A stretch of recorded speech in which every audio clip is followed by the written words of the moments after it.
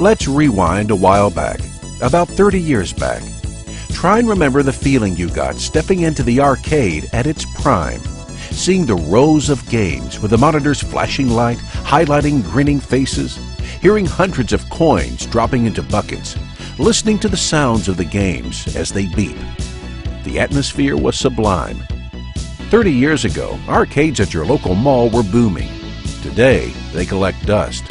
Arcades have come and gone, but the love and interest for video arcade games are still alive. There is a whole underground group of collectors alike, reliving the past of what we knew and loved growing up. This is a film about the addiction, the interest, and the enjoyment we all still have. This is a journey through the eyes of an arcade collector. This is The Video Crazed.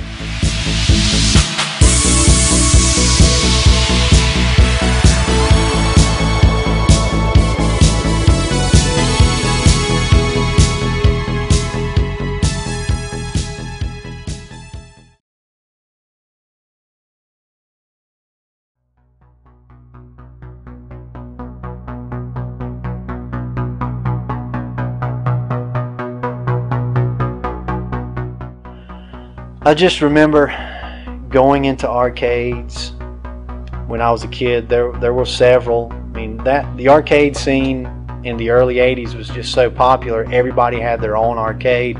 Everybody had at least 3 or 4 machines in their business, you know, if not just designated arcades, which would, you know, in my area would usually store, you know, maybe 50 to 75 machines. It's really sad to see the places you used to go to as a little kid, and remembering then the fun you had, and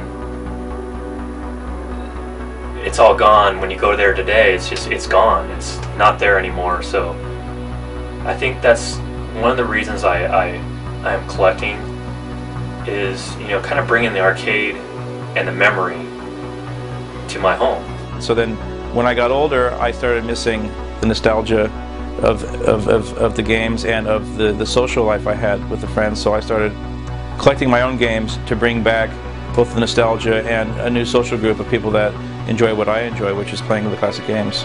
When the big boom happened with video games, late 70s, early 80s, you know, just being a little kid, and it was just such new technology, stuff that nobody ever seen before. Here you could control things on a screen, and to a little kid, I mean, I was just like, wow, you know, a lot better than board games or playing with Hot Wheels.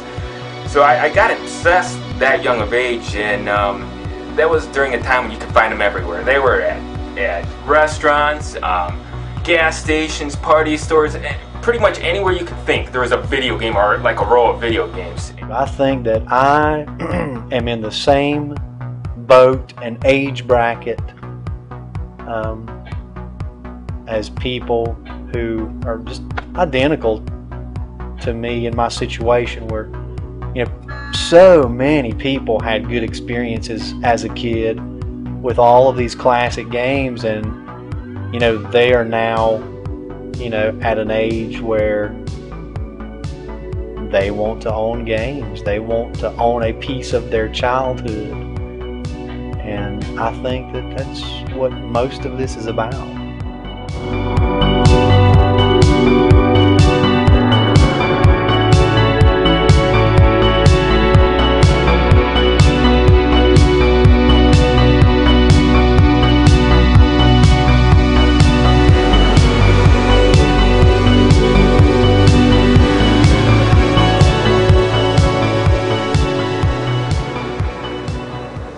Every game room has got to have one.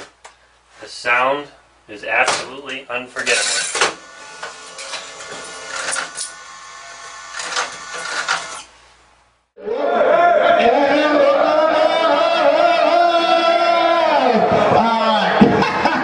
That's what we're going to do today. Just pay attention. We're going to give stuff away. Here we go. Lot 151 is a Miss Pac-Man right here. This is what we buy, guys. We give $100 to go. I'm 100 up 125. 100 up 125. 100 up 125. Anybody else for Miss Pac-Man?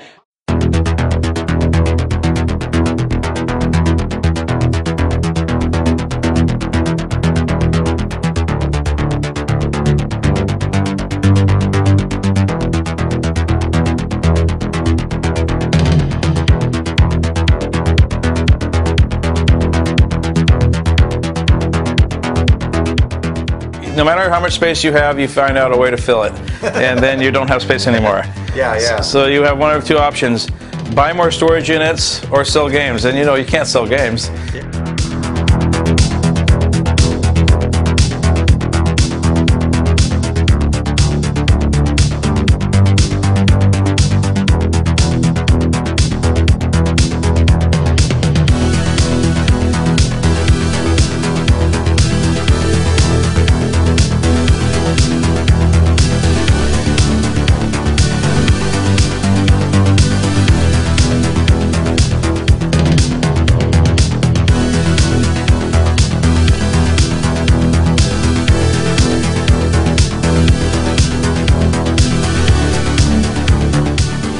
This party, I thought it was a cork soaking party, but it turned out it was for video game nerds. Right? I didn't think I was qualified.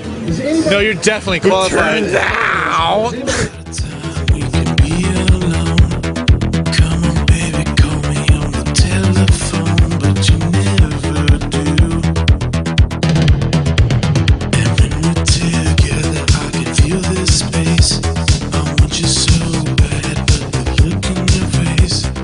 I had track and field for 1 year, and 3 years later now I have like 12 machines, and I don't see it stopping.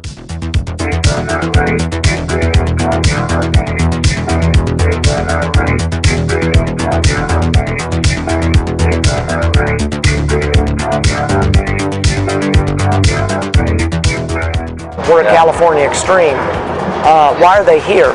Primarily for games in the 70s and 80s, am I correct? Exactly. Do they come for DDR? I pray to God not. I pray not.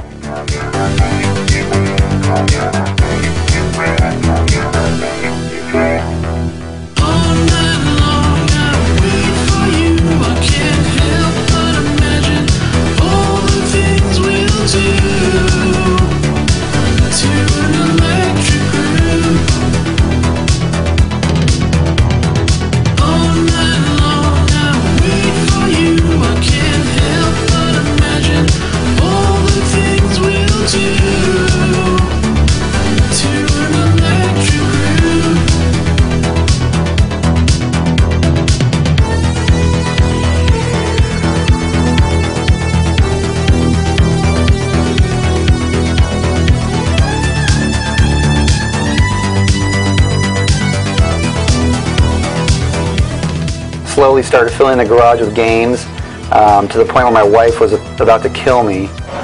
My neighbors think I'm freaking crazy. If I want to bring any more games in, I have to remove couches.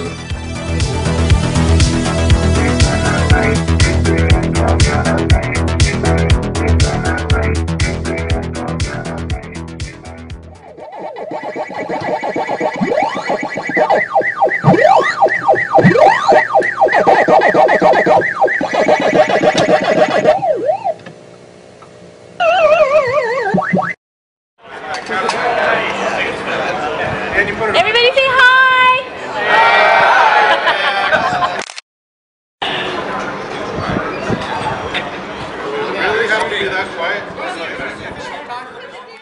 The video craze!